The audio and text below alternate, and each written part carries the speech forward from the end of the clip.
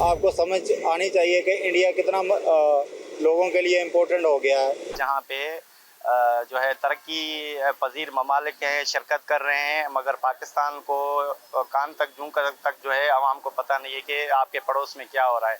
ये एक ऑनर होता है उस मुल्क के लिए, जिस मुल्क में पूरी दुनिया के जो 20 मुल्कों के जो टॉप 20 हैं वो लोग पहुंचते हैं। ज़ाहिर है पूरी दुनिया में उनका चीज़ें जो है ना, लोग उसी अंदाज से देखते हैं कि ये आगे बढ़ रहे हैं लोग और उसमें काम कर रहे हैं। ने सारा कुछ होने के बावजूद वही कुदरती वसाइल जो इंडिया के पास हैं वही हमारे पास हैं, सेम डेमोग्राफी है, लेकिन आज हमारे हालात देख लें, इंडिया के देख लें। शायद हमें दुनिया ने जो है साइड लाइन पे लगा लिया है। आज हम अपनी इकोनॉमी को डिफ़ॉल्ट होने से बचाने की कोशिश कर रहे हैं और इंडिया जो है वो वर्ल्ड की जो 20 बेहतरीन बड़ी क़ुव्वतें हैं उनके साथ खुशगपियों में मशरूफ़ है। तो मैं समझता हूँ इंडिया ने बहुत ही आला स्टेप लिया है ये वाला कि उनको ये होस्ट मिला है।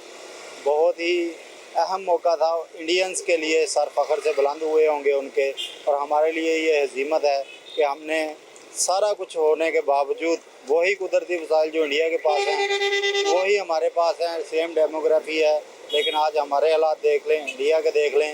इंडिया की जो तस्वीरें आई हैं पीएम मोदी की मुख्तलिफ़ सरबराहान ममलिकत के साथ, वो इंडिया का जो पॉजिटिव चेहरा है वो दुनिया में दिखाने में बहुत बावर हुए हैं। वहाँ पे सारी दुनिया के जो बड़ी 20 पावरफुल कंट्री हैं उनके सारे ममालिक पे, तो ज़ाहिर है जहाँ पे 20 ममालिक के सरबराह होंगे दुनिया के सबसे बड़ी इकोनॉमी के, तो सारी दुनिया की निगाहें भी वहाँ पे ही होंगी। तो इंडिया एक मार्केट है। आपने देखा कि सऊदीया के जो शहज़ादा हैं, वलीअहद हैं, वो हमारी तरफ नहीं आए, लेकिन वो इंडिया ज़रूर गए हैं उस समिट में कॉन्फ्रेंस करने के लिए। पहले इतलात आ रही थी कि शायद वो इधर भी आएंगे, लेकिन वो इधर नहीं आए। इससे आपको समझ आनी चाहिए कि इंडिया कितना लोगों के लिए इम्पोर्टेंट हो गया है। ख़ास तौर पे G20 ममालिक का वहाँ पे होना और बांग्लादेश को वहाँ पे बुलाया जाना, एक मैं कहता हूँ चंबे की बात है।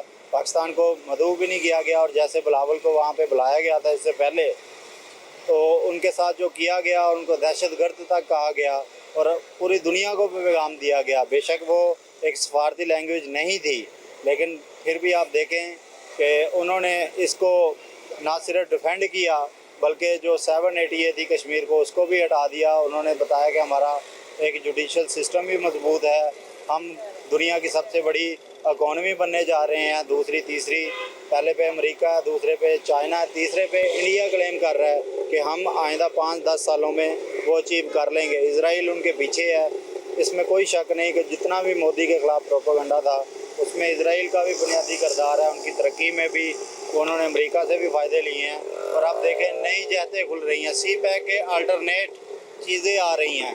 आप देखना ये पड़ेगा कि पाकिस्तान ने 10 सालों में, हम गोल्डन जुबली तो मिला ली 10 साल पाकिस्तान ने CPEC के लिए, लेकिन उधर से हासिल क्या हुआ? सिवाय रोडों के, सिवाय हमें पुलों के कोई इन्वेस्टमेंट बड़ी नहीं आ सकी। लेकिन इंडिया UAE के साथ, सऊदी अरब के साथ और अमेरिका के साथ मिलके CPEC के मुकाबले में एक नया रूट लॉन्च करने जा रहा है। मैं समझता हूँ ये बहुत बड़ी कामयाबी है। अमेरिकन सदर गया, सऊदी अरब का शहजादा गया और इस तरह दूसरे सरबराह मुल्क आए तो पहली दफ़ा बड़े अरसे बाद आते हैं।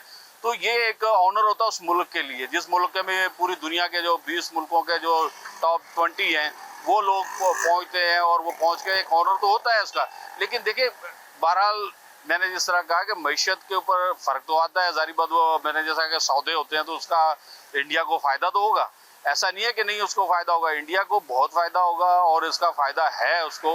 तो मीडिया में सामने आए हैं इस हवाले से, जो बहुत सारे बाहर से मौल, जैसे अभी शहजादा आए, सऊदी अरब का जो शहजादा है वो आए, बहुत सारे लोग ये भी एक्सपेक्ट कर रहे थे कि यहाँ जब वक्त पड़ेगा तो यहाँ भी आएंगे। ज़ाहिर है वहाँ था प्रोग्राम तो उन्होंने तो वहाँ ही आना था।